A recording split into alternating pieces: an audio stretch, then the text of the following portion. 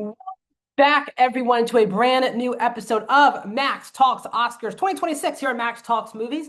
My name is Max Dittenberg. Today, I am breaking down the winners, the losers of the 2026 Actor Award. There used to be the Screen Actors Guild Awards, which happened this past Sunday night on Netflix, the final big award show before the Oscars on March 15th. I'll break down the winners, the losers, what this means for the actual Oscars. So my name is Max Dittenberg. Welcome back to Max Talk Movies. If you guys are new, please hit that subscribe button, ring that bell to be notified when my videos hit the channel. I do award show videos every week. I do movie franchise rankings, added theater reactions. I break down the box office every Monday, plus my usual movie and TV show reviews. So if you like any one of those things, subscribe, ring the bell, comment down below. What are you guys' thoughts on the Actor Awards? Do you like the award show? Do you only watch the Oscars?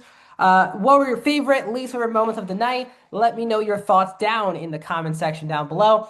And also, guys, please hit that thumbs up button. So, going into this, the SAG Awards or the Actor Awards, this is by far and away for me the best award show or my favorite award show to watch. The show usually is around like 2.5 hours. This one kind of went long, but each TV show, movie, when there's nomination, when they present the nominees, they give clips for each of the performances, which I love, even though I've seen, again, the majority of the performances. As someone who's trying to get casual people into stuff like this, it's great when they're showing these cut scenes and clips because most award shows, for some reason nowadays, skip these scenes. And for people who've never seen any of these movies, they have no idea what's a worthy win, what's a bad loss. And I know it's one scene, but I think it really does elevate the award experience. Harrison Ford getting to do the Lifetime Achievement Award was got an amazing tribute video. He gave an amazing speech. I'm not here to talk about the TV. I'm only here to talk about the movies.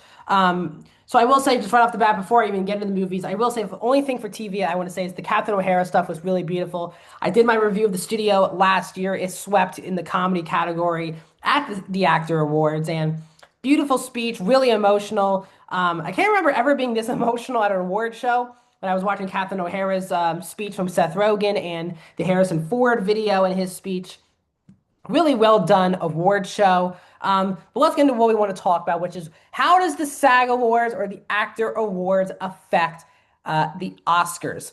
So let's start with the supporting categories that coming into this award show, and I think still people think that it is the most wide open races at the Oscars, supporting actor and supporting actress. So supporting actor went to Sean Penn from One Battle After Another. This is after he won at the BAFTAs. Now, so far in this award season, Jacob Elordi won for Best Supporting Actor for the Critics' Choice. Stellan Skarsgård won at the Golden Globes, and now the last two have gone to Sean Penn. Now, again, Stellan Skarsgård, no international movies had any nominees at this year's award show. There were no Sentimental Value nominations. There were no Wagner Moura for The Secret Agent, which again is very different from the Oscars. So we had a lot of different nominees at the Actor Awards than the Oscars. That's why you can't put things apple to apple with other award shows. But I would say it's definitely a clear that Sean Penn clearly is the favorite for One Battle After Another to win Best Supporting Actor, which I agree with. Sean Penn for me was easily the best part performance-wise of One Battle After Another. I thought he had a pretty bad chance to win at SAG or the Actor Awards because he's not a guy who likes to walk around, go to these award shows. He wasn't even at the Actor Awards to receive the award. He doesn't really like to go to these events to do Q&As for the movies. He does the movie, he kind of disappears for pretending, appearing when he needs to, basically. He's not going on a full campaign like Leo and Chase Infinity and Tiana Taylor have been doing.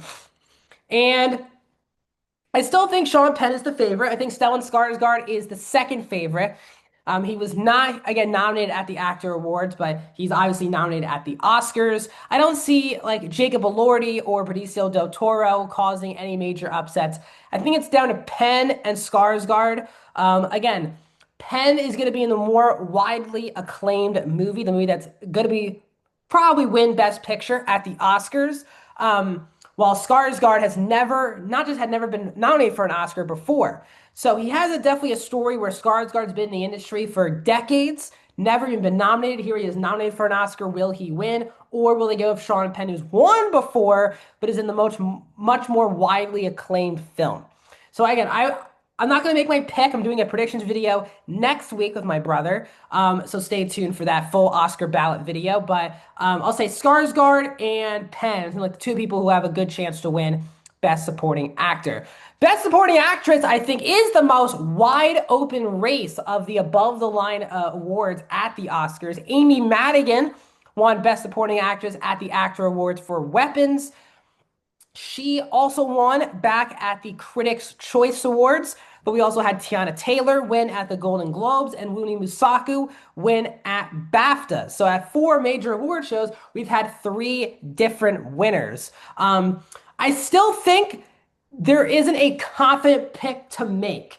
I stand by the fact that Amy Madigan is by far and away, especially at the Oscars, is the by far most respected actress of the nominees because she has been working in Hollywood for a very long time, mostly as a character actress.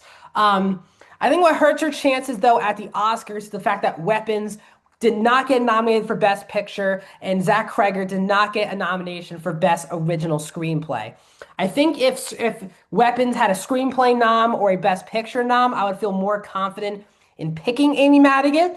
I think Teyana Taylor makes a lot of sense. A lot of people, again, she's my second favorite performance in one battle after another. She is someone who is doing a lot of the promotion and the campaigning for that movie. Wouldn't make a lot of sense for her to win. I don't see Wunmi Mosaku as much winning the Oscar for Sinners. Again, if she wins for Sinners at the Oscars, I think Sinners is going to have a massive, massive night at the Academy Awards. I just don't see Mosaku winning Best Supporting Actress.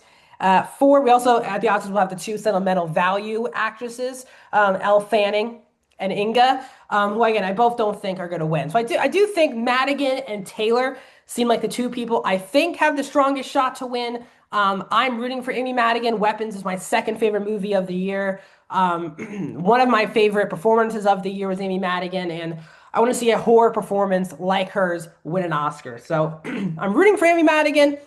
We'll see by the time I get to next week's prediction video if I actually go with her for the Oscar. Let's go to the lead acting categories now at the Actor Awards. Not shockingly, Jessie Buckley won Best Lead Actress for Hamnet, excuse me. She is the only person that has won at every single major award show. Critics' Choice, BAFTAs, the Golden Globes, and now the Actor Awards. She has swept awards season. She is easily the biggest lock out of the 4 acting categories for the Oscars for Hamnet. I think a lot of people thought Rose Byrne was going to be able to maybe surprise her at least one of these award shows, but Buckley is dominating the awards season. Now she's even promoting her new movie, The Bride, that's coming out this weekend. So she's just out and about.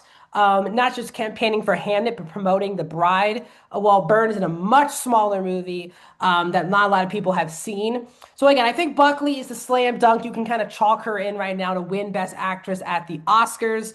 This was a race that I thought was going to be more competitive than it was, but it's kind of been the most non-competitive race of awards season. Buckley is certainly a lock for the Oscars.